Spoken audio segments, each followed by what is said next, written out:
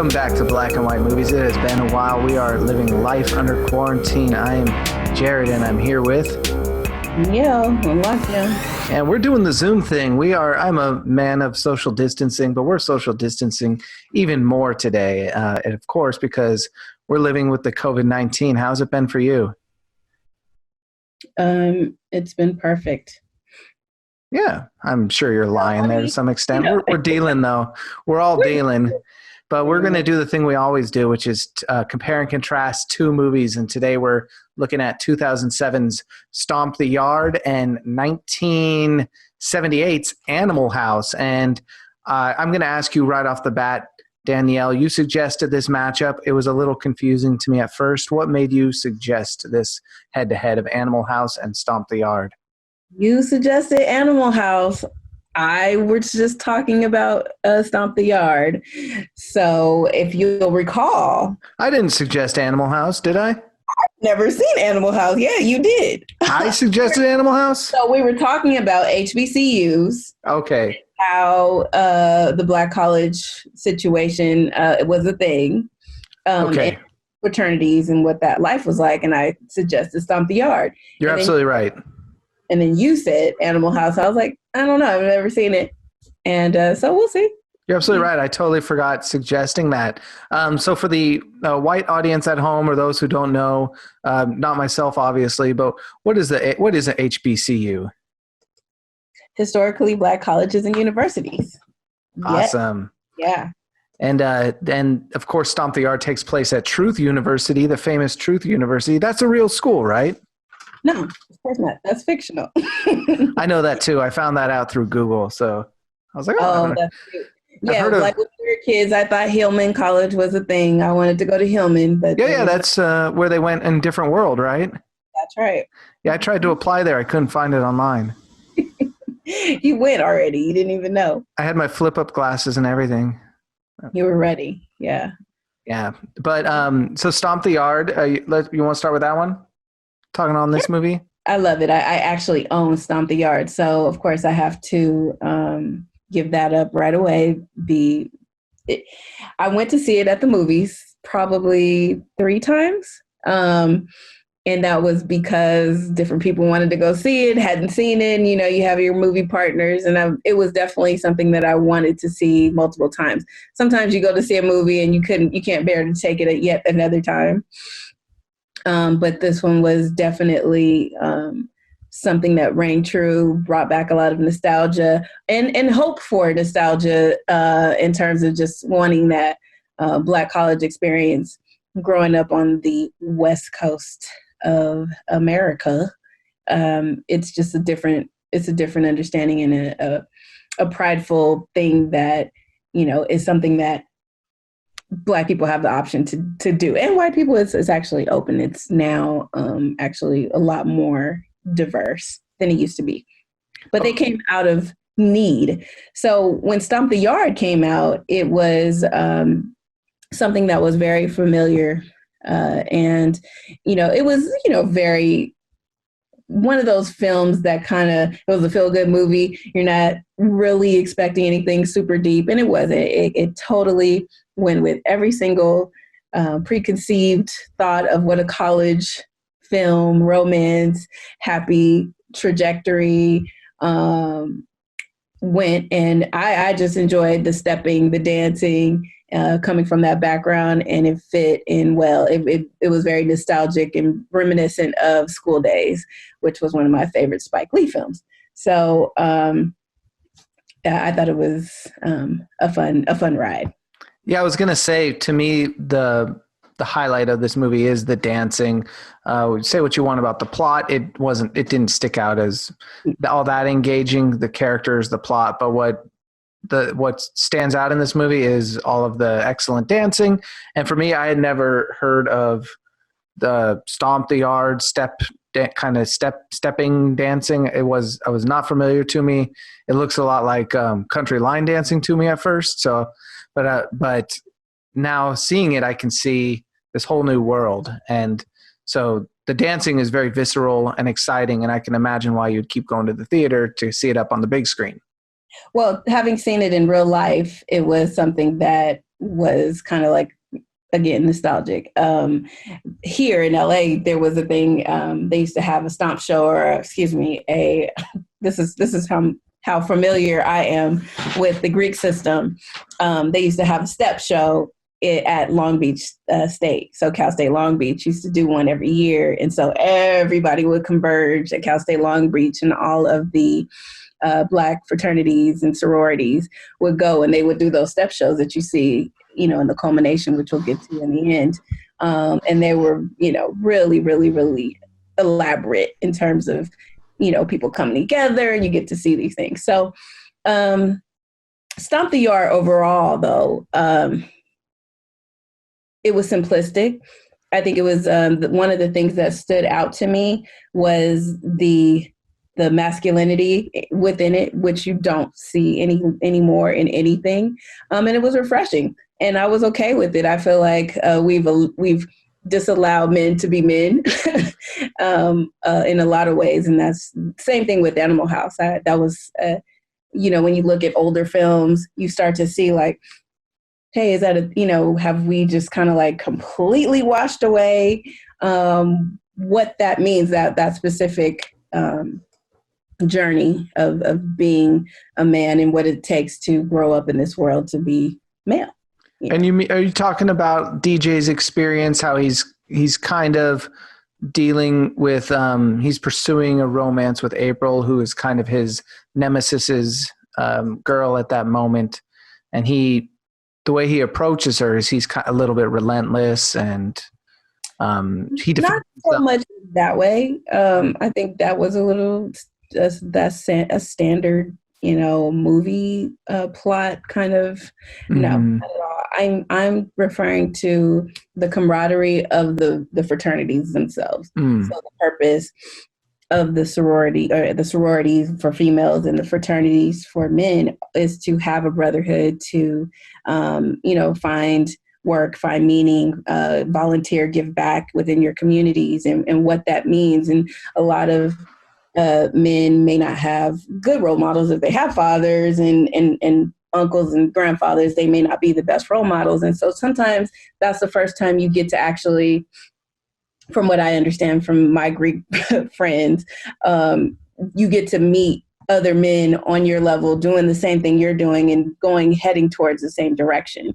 So I enjoyed watching that. And in contrast to what I saw with Animal House, which was more of a party, feel good, they know they're going to be the masters of the universe. So it didn't really lean into like the importance of it. Whereas with this, it was more instrumental. It was how you get to be successful. Yeah. We see that at the end, even though they're humongous fuck ups, they have the end credit slates where they make sure to point out that Bluto becomes a senator, and they all go on to lead wonderful lives. Wrote that down too, right? Like, whereas the opposite's true. If you imagine someone coming out of a HBCU, they still face all the challenges that a Black man would face in society. Absolutely. Well, HBCUs are responsible for probably some ungodly number, like 80% of Black doctors, 90%. It's really high in terms of churning out those actual professionals. So there is something to be said about going and working within an environment that you're insulated from, kind of like how white people get to be in this whole country, right? Yeah. So, well, and the College of Animal House, I'm forgetting the name of the college offhand, but the College of Animal House. College. What's it called? A Faber College, yeah. So Faber College is also a kind of a whites-only college, but I think it's more just by default rather than they wouldn't have stated that, but it was just kind of because they're all had white privilege. Pretty much. I pointed that out, of course, in my notes, was that, the only person you see is the shout performance, right? Yeah. Servers at the frat house. I was like, wait. That's exactly, yeah. So the only time you see Black people is they're serving white people, or they're allowing white people to seem cool by enjoying their music. Yes. And if you look at it, this takes place in 1968. Even though or 60. It was shot in it was released in 78, but it takes place in 62. 62. So yeah, we hadn't even got the right to vote. So that is exactly in what capacity. It doesn't really state where geographically the colleges in the country, or maybe I didn't care enough to pay attention. But it didn't matter, north or south. What difference does it make? In 1962, there were a set of rules. There were two different Americas, right? Yeah. Yeah. But I don't think the movie Animal House was smart enough to know it was commenting on that racial disparity at all. And it even kind of uses black men as a joke when the white kids go to the black club and the black men intimidate the white kids and kind of steal their dates. And it's supposed to be a joke, like, haha, these men are threatening because they're large. And then the movie has to make a point of showing the white women walking home afterwards, upset that their dates left them there, but they don't seem, it's like, what, did you just have a nice night out dancing with some black gentlemen? It didn't seem like they were brutalized or that threat was realized in any meaningful way. They seem fine walking home. Yeah, let's go back to the top of this, because yes, I think that you're right. They had no idea that they were reinforcing or that they were being very, standard. It was standard here for the day, I guess. Which, if you just give me a second, I don't know why it needed to be 1962, because 1978, 1962, same shit to me, right? It could have been either way, because it's not like it went into the future except for the end credits to show what they end up becoming, I guess, present day. And so unless it was trying to make that kind of statement, like, this was a time, when America was great, right? Yeah. And, we had the freedom to do whatever we want, say whatever we wanted, act a fool, or, whatever, and know that the world was still ours. Yeah. That part is kind of like what you're saying with the ladies coming home. It was just kind of like, yeah, why did you leave that open with no kind of context? But in a comedy, can you expect anything like that? And I think they did it as a period piece largely because the white privileged filmmakers went to college probably around close to that time. And, they're all very privileged white men, hearkening back, like you said, almost like a MAGA thing. Like, if you said it in 78, post civil rights, where people are more aware and you can't be as un-PC. They wouldn't have called it PC at the time, but they couldn't have had that kind just reveled in the white privilege fun, kind of. Absolutely. And it's funny that you say that, because yes, these producers, even though they're, not well known, I guess. I mean, Dr. Egon, of course, Ghostbusters, he was fairly well known, but in terms of their work, they were very well known, and their children have gone off to make wonderful, quote unquote, movies, which is great. The director, John Landis, he went on to make several iconic movies, and they've been able to garner such, really acclaim wealth, I'm sure, within the business, with just being in the right place at the right time. And in stark contrast to the only person, going forward coming out of Stomp the Yard is probably Will Packer, who has gone on wonderful things and is the $1 billion man, but he's a dime in a dozen, right? I've seen the actor who played April in a lot of things. Megan Good. Megan Good has been around from the beginning of Eve's Bayou. She's well known in Black community. She's one of our stars, right? She's not necessarily a household name when it comes to the mainstream film and television industry. We saw Columbus Short, who, unfortunately, they all kind of self-destructed. So Chris Brown, Columbus Short, Brian White, unfortunately, the list goes on. They literally self-destructed. And I don't know what that says about the industry, how it treats Black men or talent these days, but they're, Columbus Short in particular, he had a very meaty role on Scandal for a couple seasons before he really like blew up, right? Meaning not a good way, blew out, I guess. Yeah. Which is sad because I thought he was very talented. Well, I was not disappointed to see Chris Brown appear and disappear from this movie quickly, though. I'm not the largest fan of Chris Brown. And you can also tell his dancing wasn't quite on par with the other people featured in the movie. Chris Brown was, okay, we're going to have to take a sidebar. Okay.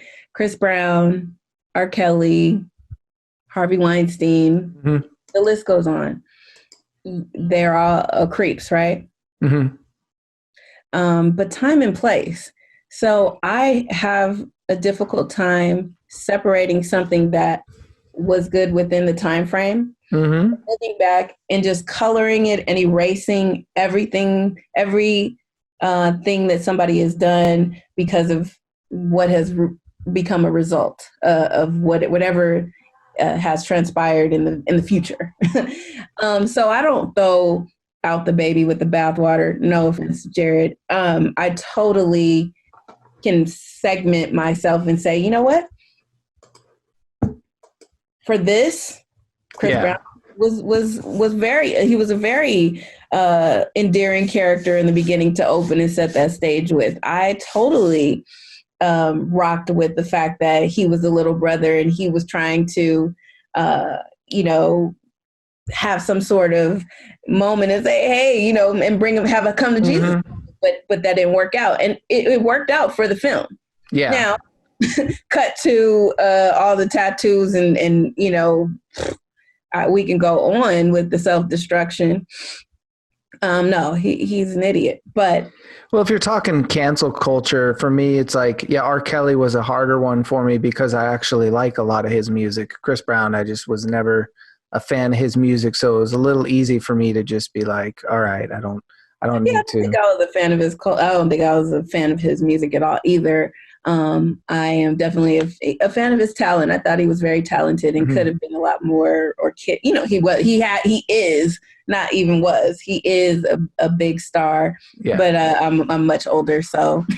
Well, he had a way in this movie of looming large in the movie without actually having a lot of screen time. We're referring to how his character is DJ's brother, and he gets killed early in the movie.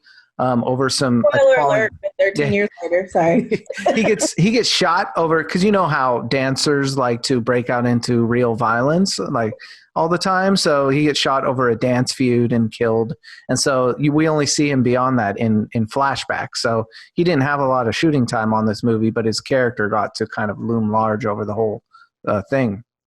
Yeah, well, you're not supposed to make me laugh over you, but yeah, that's hilarious. Yeah, because dancing always breaks out in fights. Well, that always gets me ever since like West Side Story. There's all these movies where we're supposed to believe that we're living this universe where the art of dancing it turns into kind of real machismo violence, and I just don't buy that. I think only in a Hollywood movie with kind of actors and performers who take themselves so seriously can they kind of believe that we're going to find violence coming out of passionate dancing. Well, I think competition, no matter what, just because it's dancing doesn't mean it has any less passion behind it. And that's coming from a dancer. I was never competitive in terms of dancing or anything like that. So I only did it for art. You're competitive within your troupe, so you want to be the best within your dance group, not to the point of taking it back to what was our last. You wouldn't go shooting someone over a back alley dance party competition. Yeah. Nor am I rolling out marbles on the stage of a Vegas show. Yeah. But exactly. That was what movie was that? The stripper movie. We just talked about it. Yeah. So. But no, I mean, so competition does breed, and so of course in Hollywood everything gets taken to the next step, next level. Of course, I just reference one of my favorites, Beat Street. Where you going down in the subways. Michael Jackson and Bad. Everybody battles in the subways with dance. Like, come on. Jarred, I don't know what you're talking about. That happened. That's the thing. Well, can I tell you, can I take a moment to brag because I was a dancer myself. My dance style was kind of Bay Area 90s rave dancing. Nice. And it actually has a connection to this movie because in the end of Stomp the Yard at the dance, one of like his finishing move dances that gets everyone like whoa.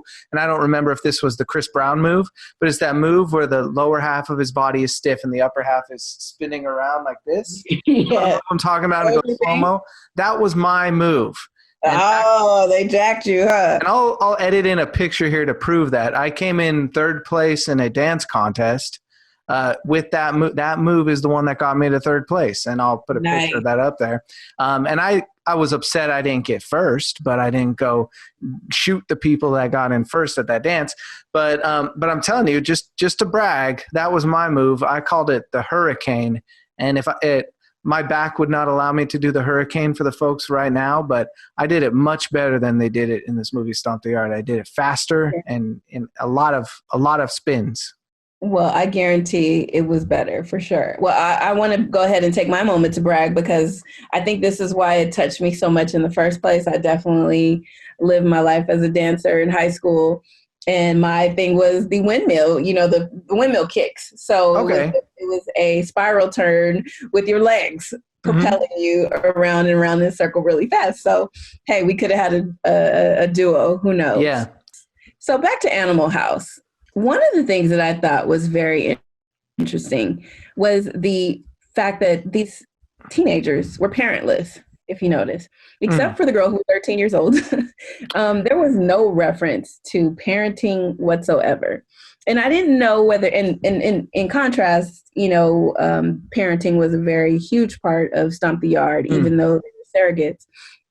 And that, to me, I wonder if that's a cultural thing because, when I went to college, I was very in touch with my family all the time. I wasn't living at home. I was living in the dorm experience, but I just it stood out to me that they took it as a time to be degenerates, drinking beer, smoking marijuana, having sex and everything like that. And I guess that's what college is for, but wasn't my experience and wasn't the experience of anybody that I know. I didn't go wild out like that. Yeah. I mean, there was a time and space. There was, speaking of Black colleges, Freaknik, which was a thing.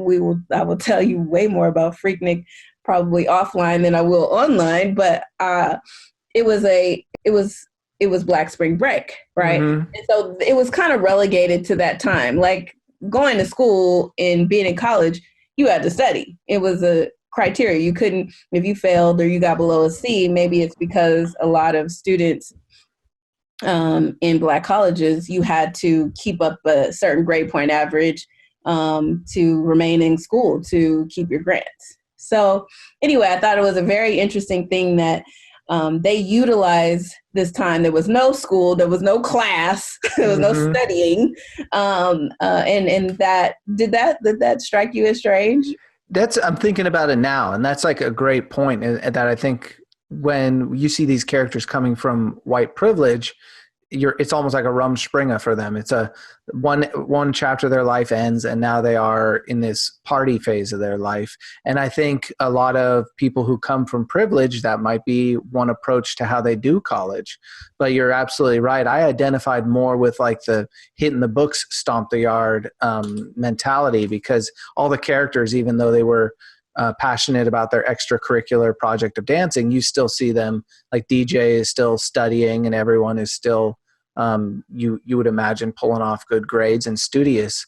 And for myself, I was one of those people who went to college later in life because I couldn't afford it when I was college aged. And when I was in class, it was all about getting the grades, hitting the books, and no extracurricular kind of funny party business. So I think that's almost an out now that college is so expensive and people generation after generation have gotten poorer and poorer with less wealth. I think that's an outmoded way to approach going to college, where you are the Animal House kind of party style.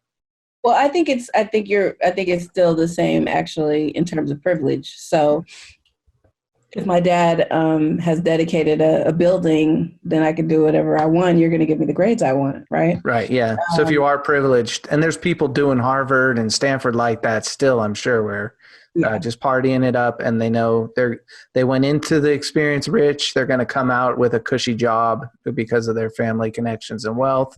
So hey, just party your way through the college. Yeah, and I think that kind of takes us to another point in the story with Stomp the Yard, with April and her father being the head of the school, the man, the name. Was he a dean or what is his position? Yeah, the head over the school. I'm sorry, blanking.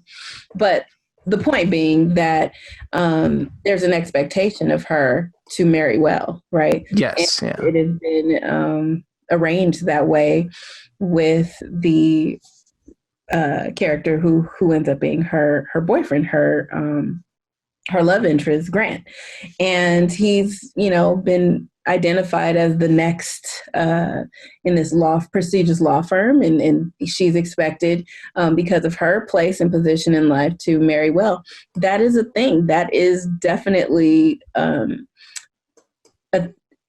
the modus operandi for women going to college in general. This is when I'm going to jump on my women bandwagon. And, from historically, women going to college have been seen like, this is a great time for you to go find your husband. Like, it's, a meat market, as opposed to getting yourself together, finding your career, finding your path, your voice, your interests. And if you happen to find a man and a husband, then so be it. But that's kind of like an old stereotype or an old expectation still being seen and played out in this film. And I thought that was interesting. That was the same with the girls in Animal House. I felt like that was all they were there for. They were literally like walking, talking Barbie dolls. Like, oh yeah. What is this? And even Karen Allen, her character, she was trying to pull her boyfriend into being more responsible and more studious, the Katie character.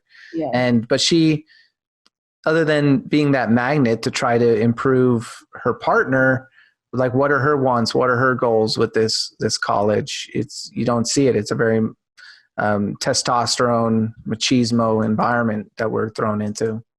Yeah. And, so overall, the storyline of Animal House, it's not particularly witty.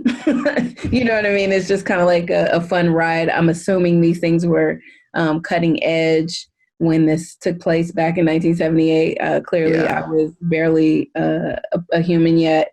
I mean, I guess. Well, I will say I'll tip the hat to Animal House in the way that it did kind of create a new template for that style of comedy that a lot of movies that came later, like the American Pie and Old School and those kind of movies, absolutely definitely owe something to tonally. So that it was fresh and new in the sense of what a comedy movie could be, but you could take that for better or for worse, because maybe we don't need all the movies that came out after it.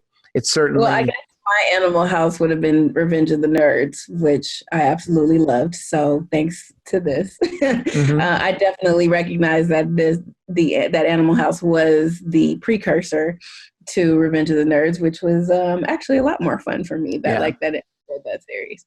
And even though some of those like 80s comedies were not inclusive, they weren't what you would call PC, that template has room to grow. And I see other movies that I would consider in the same style, but are open to a wider audience, like say your Harold and Kumar movies or the movie How High. Yes. And Bill and Ted's Excellent Adventures, one of my faves. Mm-hmm. But all of these National Lampoon series, which was, I found out a magazine. I didn't know it was a magazine back in the day. I had no idea. Why would I? And it's born out of the elite. It's born out of like the Harvard elite comedy writer, all the people that went on to kind of control and rule comedy writing. It clearly rings true. Like, of course, one of my favorites was Vacation. So National Lampoon Vacation, which I had just so happened because we're in quarantine and we're consuming a massive amount of media. I had just watched National Lampoon Vacation, and Chevy Chase was definitely one of my favorites during my younger years. But it held within the same theme of still being racist, still having subtle, undertones that I thought was great, during the 80s. And I was just like, hey, wait a second, that's super racist. Like, oh my gosh, did they just roll through St. Louis and get their, I'm like, I can't right now. It's really, even as a kid, I remember laughing at those jokes. So it makes me feel retroactively kind of hate myself, because now I'm maybe a little smarter and more enlightened person now to some extent. And it's just kind of sad that all those 80s, even into the 90s comedies are kind of tainted by this racialized humor. Yeah, I think that's kind of like where we find ourselves divided in this country. There's not very many people who know one another personally, like you and I. Like, yeah, Jarred's crazy, but it's not because he's white. He's just because he's a Jarred, right? Mm-hmm. Or Danielle, she's a weirdo because she's Danielle, not necessarily because I'm Black. If you haven't noticed, I'm the Black one and he's the white one. If you haven't guessed from our voices. Mm-hmm. But, I think that is not typically how we kind of align ourselves, right? Right. So would you and I end up have been friends without a forced work scenario? No. Mm-hmm. Right? We're just two different people, right? Yeah, but I'm not friends with anyone really, so. We tend to self-segregate, mm-hmm. Find ourselves in scenarios that are clearly just going along different paths. So I don't think we should beat ourselves up or retroactively hate ourselves because we laughed at a racist joke or did something. You just do better when you know better. Mm-hmm. And can I mention one thing I liked about Stomp the Yard too, that you brought to mind? Mm-hmm. I like that it has a class component to it too. Like Animal House, they're all privileged dudes who I don't really feel any kind of similarity with. But in Stomp the Yard, in the love triangle you were talking about, the generational love triangle, there's a component of class to it. It's the dean of the school versus the guy who runs the custodial department. And now DJ's coming in and he's still kind of the underdog. He's the street dancer, the lower class guy, and he's looked down upon by his student peers. So I appreciated that this film had that element of class within it. I think that we're seeing this today. So I think I wrote a post about it on my Facebook page because it annoys me to no end that celebrities speak for Black people, that people who have some sort of profile, high profile, whether they're an actor or athlete or some sort of entertainer, somehow they've been given a microphone to ask about things of importance such as COVID-19. I don't want to fucking hear what you have to say mm-hmm. about COVID-19 because you have money in your bank account. That doesn't help me. We have doctors that have brown skin as well. So let's talk to those people. But so for me, there is always a class structure. And in the Black community, because it's like people are addressing this particular scenario that we're in, right? Mm-hmm. And they're talking about comorbidities. And they're talking about how Black people are heavier and they're, more prone to diabetes and heart disease and stress and, but ignoring for a large part, some people do, the fact that they're essential workers because they've been kept out of the private sector and white collar jobs. Right. And so they don't have the capacity to social distance, or they live in households with multiple generations of people who are stacked up on top of each other. So if somebody is a white collar worker, and their work from home, but somebody else within the household may have to go out all the time mm-hmm. and then continue to expose them. So it's like, we intentionally deal with different dynamics within the Black community when it comes to wealth and wealth disparities, even within the culture. And so Black people overall as a whole in this country are less rich. Mm-hmm. Period. It doesn't matter. And we're talking about the totality of the group, not a percentage of the percentage who happens to be wealthy. Right. Yeah. And so, yes, there is always, even in any culture, so Black culture is no exception, that people with money want you to marry people with money. Who wants, that to be dragged down? Everybody wants the best for their child, supposedly. So it is definitely one of those things that is seen or demonstrated or shown within this movie. And it is a reflection of I guess the striverism, yes, that to ascend and to call yourself successful, you have to either be more like the white man, and which that means wealth and success and whatever that thing is, even though you can't attain it. So you get to the Huxtable status and you kind of close the door behind you. Right. And there are no Huxtables, or if there are, there's so few that can you bring up more. So it's always one of those things that if there's a Huxtable, there's a Claire and, Bill, whatever the hell his name was, Cliff Huxtable. Are you training all your 5 kids to be walking your footsteps? And are you, bringing their friends to do the same? Yeah. Or are they going to end up being, janitors? What ends up being in Black communities is not that ascension to continually step up, but it happens to be something that usually goes down, and that you lose ground in, decades over decades. Right. So yeah. That has been the experience for the most part. So, it's problematic. I think that, clearly Animal House didn't have as many reflective points or any real substance to kind of like draw from to compare it to, but we saw it within just kind of like what was not said. I think Animal House had that kind of simplistic and archaic, our generation versus your generation kind of thing, where it was just anti-establishment for the sake of it without kind of defining the enemies.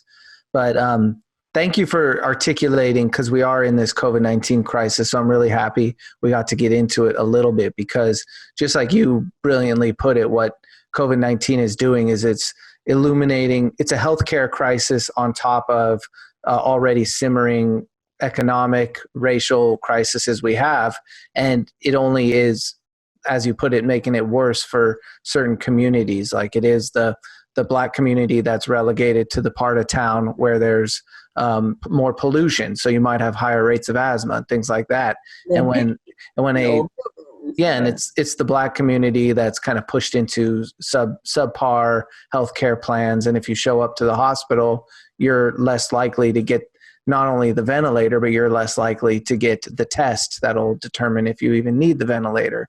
So it's absolutely staggering and maddening, but not shocking that what we're seeing, how the COVID-19 is affecting the Black community over, say, like the white community, or even just the moneyed rich people. Yeah, absolutely. I mean, not to put too fine of a point on it, but when it is something that hits home, I know multiple people who have gone in and have been symptomatic, and been turned away because it wasn't enough symptoms. Like, if you're basically not, drug in here on a stretcher or crawling on the floor of the dirty ass ER, then you don't need a test, and you're making this up. And so it's that tendency of people to not be believed, which not for nothing, they don't know what the fuck they're doing anyway, right? So they're only treating symptoms. So it's not as if, because of our glaring issues, we've had to figure out how to not ask the right questions. So we've sat here having idiot arguments and we can't get to address the issues that actually are bothering us, right? But that's standard. What are you going to do? So to get back to our movies here, I thought it was pretty bullshit that DJ, he got put on double secret probation just because the word got out that his brother got killed. And I'm like, how are you going to punish this person because he just happened to be there when his brother got killed? Well, no, actually, that was a fault of the filmmaking, and he went to jail. So he was in jail because of it. He had a public defender, and the public defender didn't, basically cop the plea. So that was kind of like it was actually a very important part that I hate that they skimmed over. Yeah. Which was that, you can get railroaded into, and that is the norm, that is the, not the exception. It is the rule. Yeah. So DJ suffered several, injustices. His first injustice was his brother got killed. The second one was he was criminalized for it in the racist court system. Whereas he, instead of being seen as a victim, alongside his brother, he got, just because he was there at the time, he got unjustly punished for it. Yes, he copped a plea. And so he, and that's why he says when he goes in there, if I had told you, I wouldn't be here right now. Right. Mm-hmm. So, and it was interesting. And I think that his advocacy for himself in terms of just trying to be a better person, I like that trajectory of his character arc of trying to, learn and right his wrongs, and how they kept reintroducing the theme of teamwork and how working together is much more better than this individualistic mentality or the selfish mentality, which his brother was trying to explain to him from the beginning. And I think that is something that is also kind of American, right? And we promote the individual, the Superman, the superheroes, the quote unquote white man saves the day. And in our communities, it's so imperative that we stick together. Like, it's group work, group think that has even got us to the place that we have been to persevere in spite of. So I thought that because that's what the HBCUs were all about, was to, stronger together, that was a good thing to kind of like move along with the trajectory of this film. A little background of the filmmakers: Rob Hardy and Will Packer, who were producers for this movie. They are FAMU graduates. They went to Florida State University, or Florida A&M, excuse me, Florida A&M University, and they were, this is their experience, and I think that this was one of their primary things. So they started out working together. One was a director, one was a producer. They produced several movies together early on before splitting. One of their earliest movies being the Twa series, about threesomes and whatnots. But then they, progressively went up and did more higher budget films, this being their first big one together before they kind of split. I think they split after Takers. But it reflected their experience in their in the HBCU system. So I thought that was a very good way that you kind of like let art imitate life and vice versa. Yeah, and the director of Stomp the Yard, I looked into him a little bit. He's a French guy, so this is kind of like a French art film, then, right? He's Sylvain White. He's a black man from France. Sullivan, yeah. How do you pronounce his name? Sullivan? Sullivan White, yeah. Why does he have to spell it a French way? Hell if I know. Sullivan White, not the worst director out there, but definitely this was intended to be very straightforward, standard fare. This is not to be, although it did use a lot of, especially in the beginning, to kind of like draw you in, which I think that opening sequence, that dance sequence draws you in with that music video style, real visceral, energetic opening that I still sit and watch to this day as if it's my first time watching it. It's very entertaining for me. So kudos to them for that. However, Sullivan, as a director, if you have brown skin, everybody's black. So anybody browner than you is black. But that's just kind of not the case. So, not for nothing. I'm not going to go into I'm not going to sit here and put my ducks in a row and who's black and who's not, but meaning it's who identifies. Yeah. As, right. That's the most important, but he did a good job. Well, France has its own terrible history of racism that even carries out to this day in the recent riots and stuff. So I'm sure he can identify with the thematic content, even being from France. Yeah. There are whole cultures that decide that they are going to pretend like there are no black people there, right? Yeah. Yeah. So interesting. A lot of Hispanic. I hate saying Hispanic. Is that like Latinx? Okay, whatever. Latin X, Spanish speaking. Yeah, that's all I can say. But yeah. There we go. Mm-hmm. We disagree on some points. We agree on others. But can we both agree that Louie Louie is the greatest song of all time? No. Oh, okay. Well, if you watch Animal House, you hear Louie Louie, I think, for like 30% of the movie. No, it was fun. Listen, shout, make me, those are like kidding me. Of course. As problematic as that whole party and fraternity is, I would have honestly had fun at that party because I love dancing to that like energetic soul R&B music. It's just good ass music. Well, yeah. I mean, look, first of all, I don't know how Jim Belushi didn't die several times during the filming of there's John Belushi. Damn. Not to be mistaken for his more talented brother, Jim Belushi. Sorry. Well, no, died too early. So how will we know? Excuse me, John Belushi. Jim because he's been dead for a long time. No, Jim's alive. John's dead. You know what I meant. Why are their parents going to name them Jim and John? How creative were those parents? Hey, they're like, this is kid 1, kid 2, thing 1 and 2. They should have named Jim Belushi Coattails. I wonder if they have a daughter named Jane. But yeah, like it just felt like, is this guy seriously gonna jump? Like he just seemed like on the edge the whole entire time. I don't know. I don't know. It was very rapey. It had some very homoerotic scenes in it.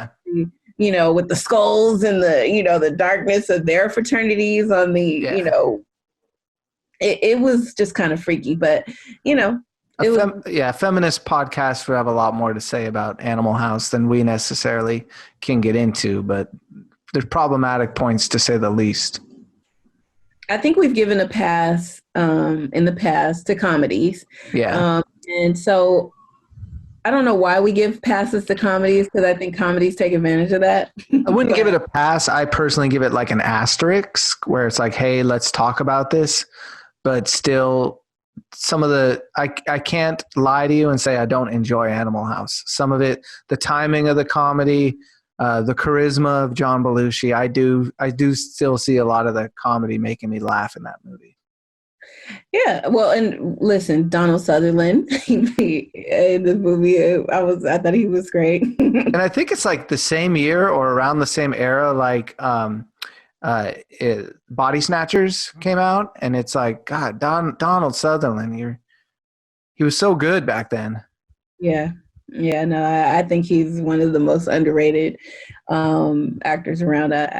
I enjoy him from the beginning. But no, this actually did churn out some iconic figures, right? Mm-hmm. The kid who plays Amadeus later, I don't know what happened to him now, but he was in the 80s, he was a thing. Kevin Bacon's in there, so pin this movie for your 6 degrees of Kevin Bacon.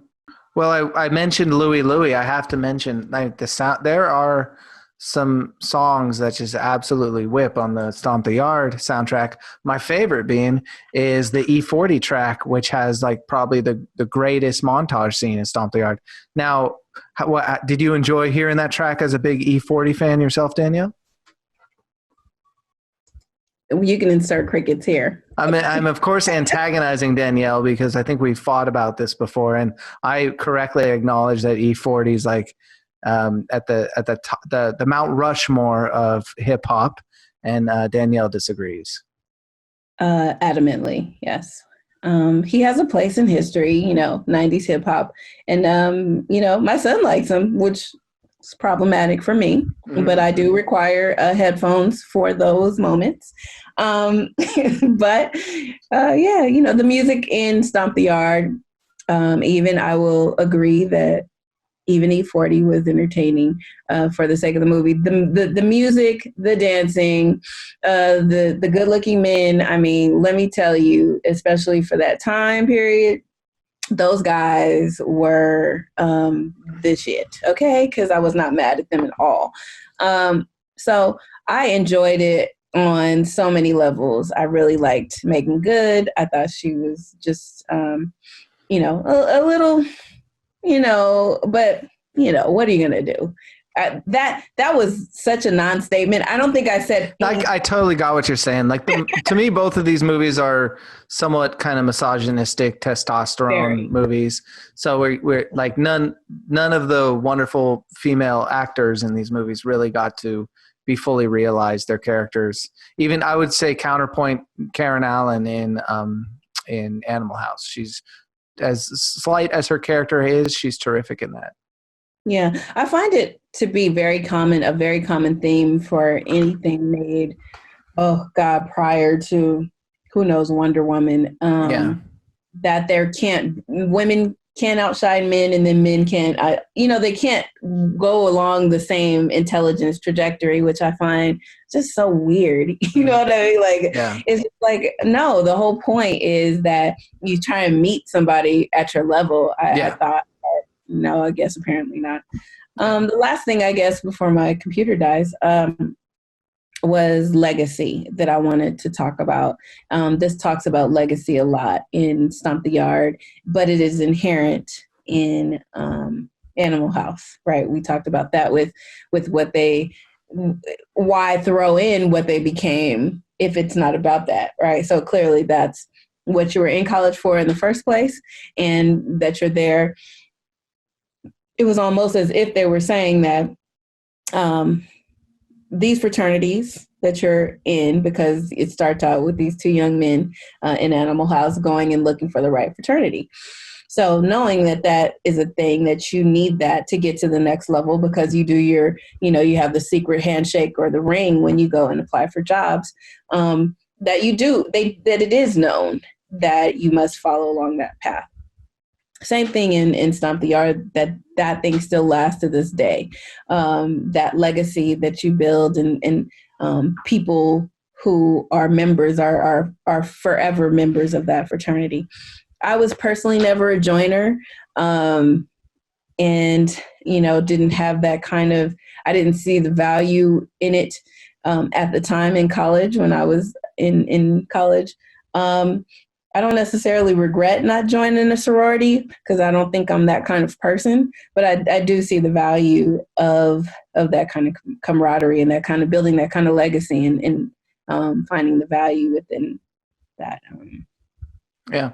And your comment on legacy, the characters of Stomp the Yard, because they have built this fraternal brotherly relationship, and because honestly they're doing the work and hitting the books, it's implied that they're going to go off and have a good life after the main event. DJ still has 3 years of college left ahead of him, I think. When we leave him, he was just a freshman. But yeah, Animal House makes a point of having those end title slate cards just to show you, hey, don't worry, even though these privileged assholes got expelled and blew up the whole town, they're all still going to go on to leave wonderful lives of wealth and privilege. They didn't just tear up the college. They went outside and tore up the whole damn main. They punished the whole city and ruined the beautiful parade. Also, what you don't know, what you may not know, is that the Boule class, which is what they refer to the Black Greeks in and the Black higher crust, I guess, upper crust, are the people who represent us in Congress. They are the Kamala Harrises of the world. They are the Jim Claibornes of the world. That is who you're looking at, and exclusively. So just know that it's almost like the Black version of the secret society that the rest of the world doesn't understand. They might have gotten a whiff of it with Kamala Harris presenting her AKA letters or whatever, the Greek letters. But most people that you don't know, they are very linked into this class. And there is a mindset that goes along with it that does not necessarily align with the thinking class people of, of political, the political realm. So that's just a gem. They have their own self-interest at the core of their values. I know we totally could talk about this all day because it does overlap into so many different things. I think college being one of those pivotal moments, if you do decide to go and not deciding to go is kind of like a decision, right? So, of course, having a master's degree in business, they talk about opportunity costs a lot and what it costs you in terms of your salary, in terms of your prestige and starting in terms of your connections and trajectory in life. It means a lot. And I think that's why we see a lot of movies. We don't see a lot of movies about the fraternal organizations and the sororities, but we do see a lot of college movies because it is such a pivotal times in our lives. Probably even much more so than high school, right? And grammar school, because it's your launching pad into adulthood. So actually both of these movies, one being more entertaining. And if you sit there and read the context, and if I was one who smokes the weed, I probably would get a lot more out of Animal House than I actually did. But, I think they're worth seeing. I would suggest going to check out School Days if you want to see a serious version of Stomp the Yard. What about you? What would you suggest in terms of a serious version of Animal House? Because I can't think of one. Oh, God, I don't know. It's probably like some Skull and Bones movie. I was thinking about Skull and Bones, right? Yeah. But Joshua Jackson, I don't know if I could take him serious, even though he was pretty good in Little Fires Everywhere. But anyway, something that shows the dark side of these kind of Ivy League privileged people.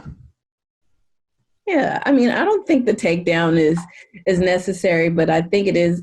I did like the what's his name, Facebook guy. Mark Zuckerberg. Oh, the social network. Oh, and I like Good Will Hunting. So I think those were, even though they don't focus on them, but they do have some conversations about some in-depth conversations about the social realities of college. Cool. Well, we can leave it at that. And listeners, you can disagree with us or chime in with your comments about these movies in the comments wherever you're listening to this, or hit us up on Twitter, Facebook, what have you. And Danielle, you and I will continue to social distance and continue watching movies and talking about them. But when this is all over, we're going to a toga party, right? Okay. All right. Toodaloo. All right. Bye.